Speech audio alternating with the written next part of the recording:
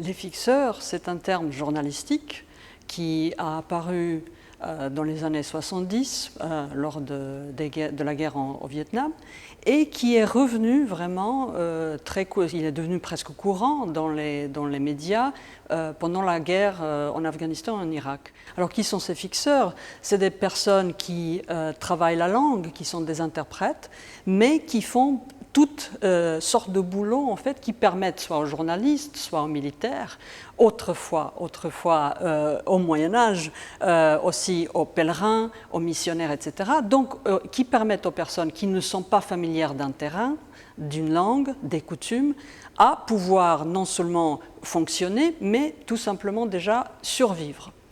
Et ces personnes, d'habitude, on dit aussi qu'ils s'appellent des passeurs, on les appelle aussi des truchements, on dit parfois que c'est des arrangeurs, des facilitateurs, peut-être même des médiateurs, mais en gros, c'est des intermédiaires, mais dont la caractéristique principale, je dirais, c'est ce travail de langue dans des situations de guerre, de conflit, de tension, d'hostilité.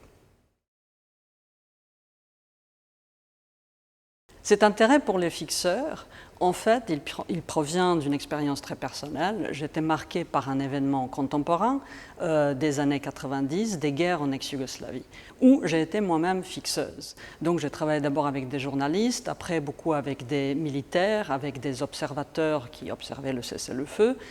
Et évidemment, la transformation d'une expérience personnelle, ça peut être une biographie, mais ce n'est pas ce que j'ai voulu faire. Je suis quand même une scientifique, je suis chercheuse, je suis médiéviste, je suis historienne, je suis aussi littéraire.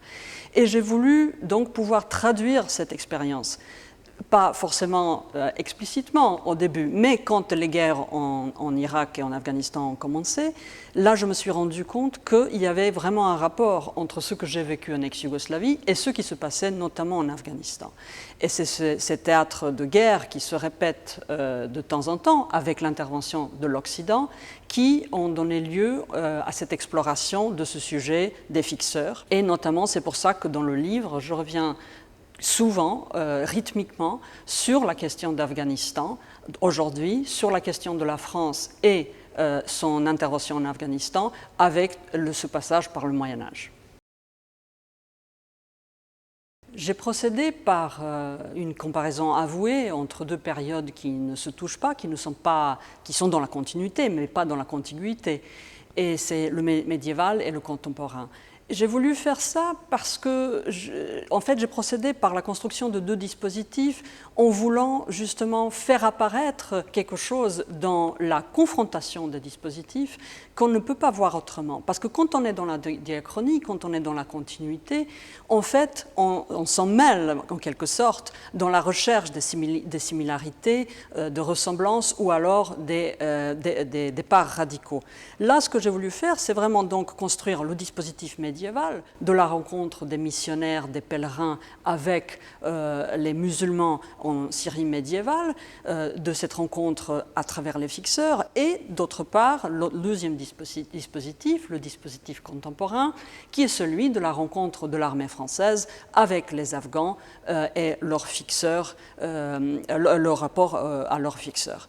Et c'est donc dans la construction de chaque dispositif complet, on va dire, et dans la confrontation de ces dispositifs que ressortent des questions et des réponses, je pense, qu'on n'a pas encore posées. Par exemple, pour le Moyen-Âge, le fixeur, évidemment, n'est pas un terme qui existait, mais qui maintenant, on peut dire, grâce à la question que je pose, nous fait voir quelque chose dans le Moyen-Âge qu'on n'a pas encore vu.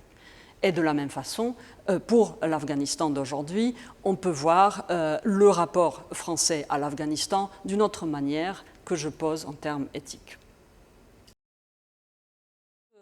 Ce qui est intéressant aussi dans le livre, c'est la façon dont je rends possible le concept de fixeur dans l'analyse des États mêmes, des États entiers. Donc je parle d'un État fixeur, qui est un État des fixeurs. C'était une principauté qui a réussi, une duché, qui a réussi en fait, à devenir un empire. C'est la Bourgogne médiévale. Et son cas est très intéressant parce que ce n'était pas un royaume, Et ce que je démontre, c'est que l'empire, en fait, c'est grâce aux intermédiaires. Le mécanisme principal de tous les empires, ce sont les intermédiaires. Or, l'État-nation que nous connaissons aujourd'hui, ce n'est pas un empire, c'est donc une autre forme étatique qui connaît beaucoup moins l'intermédiaire. Et d'ailleurs, je pense que cela est le grand intérêt du livre, c'est de remettre les intermédiaires dans la conversation, dans le débat, dans le dialogue.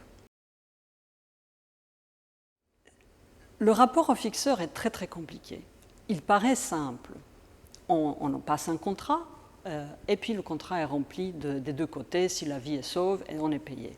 Or, quand il s'agit de la vie et de la mort, la question éthique se pose très rapidement.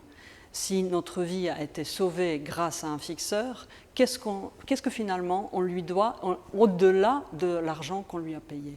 Et en gros, la question qu'on peut poser, en termes très simples, c'est qu'est-ce qu'on fait d'un fixeur quand la guerre est finie? Je pense que dans ce sens-là, le fixeur vraiment déstabilise notre rapport à notre propre société, nos propres valeurs, notre propre démocratie. C'est que l'État-nation n'est pas un État qui est fait d'intermédiaires. L'Empire est vraiment la forme étatique qui est faite d'intermédiaires. On n'a pas vraiment ni envie, ni l'ambition, ni le plaisir de passer par l'intermédiaire. On a l'habitude, dans nos démocraties, d'être l'origine, d'être bien sûr le colonisateur, d'être celui qui domine, etc., mais de ne pas être en dette à celui qui, en principe, on est venu sauver. Donc la question vraiment se pose tous les jours aujourd'hui, c'est quoi faire de ces fixeurs qui nous ont sauvé la vie, qui ont sauvé de vies multiples et que maintenant on a laissé derrière. Littérature connectée est une littérature des fixeurs. C'est une littérature faite par les fixeurs, pour les fixeurs, et donc une littérature des fixeurs, comme je le disais, c'est là le cas de l'État bourguignon que j'analyse assez longuement dans le livre.